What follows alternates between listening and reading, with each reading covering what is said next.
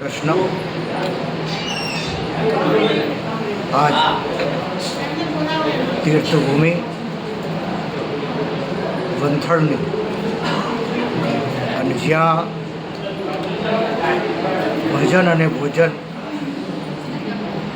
અને સેવા ગરીબ નારાયણની થઈ રહી છે,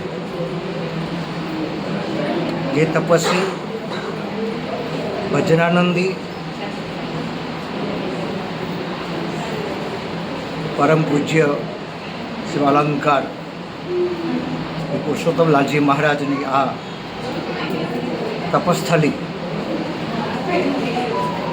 એ મહાપુરુષના શતાબ્દી મહોત્સવ જન્મને 108 વર્ષ આવનારા દિવસોમાં આવી રહ્યા છે. અને ત્યારે એ પરંપરાને, સેવકોને અને આખા વિસ્તારને પૂજ્ય બાપુના જન્મ મહોત્સવને પ્રતિવર્ષે ઉજવાય છે, પણ એક ધામધૂમથી 108 હિન્દુ ધર્મ બહુ પવિત્ર કહેવામાં આવ્યો છે.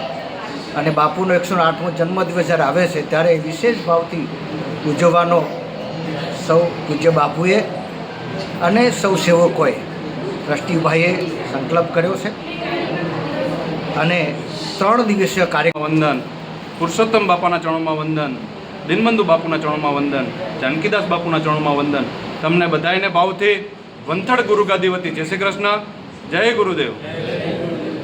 આપણું પવિત્ર અને પાવન ધામ એટલે વંથળ ધામ, જ્યાં સદાય બિરાજમાન છે આપણા પુરુષોત્તમ નામ એવા પરમ પૂજ્ય 108 ધર્મ સેવાલંકાર શ્રી પુરુષોત્તમ લાલજી મહારાજ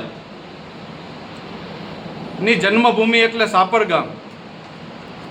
પૂજ્ય પુરુષોત્તમ બાપુના દાદીમાને 9 દીકરીઓ વાંજ્યા મેળું મારે સકન ના લે બાના, એટલે બાને લાગી આવતા પૂજ્ય રાજભાઈમાના મંદિર ઉપરથી જ્યારે બાએ પડતું મૂક્યું ત્યારે માતાજીએ ઝીલીને માને વરદાન આપ્યું ઉમિયાબાને કે તારે ત્યાં વિશ્વનાથ નામનો દીકરો જન્મ લેશે, તેને ત્યાં 6 દીકરા જન્મ લેશે, એમાંથી ધૂળેટીના દિવસે જે જન્મ લેશે એનું નામ પુરુષોત્તમ હશે. એ આપણા પુરુષોત્તમ લાલજી મહારાજ.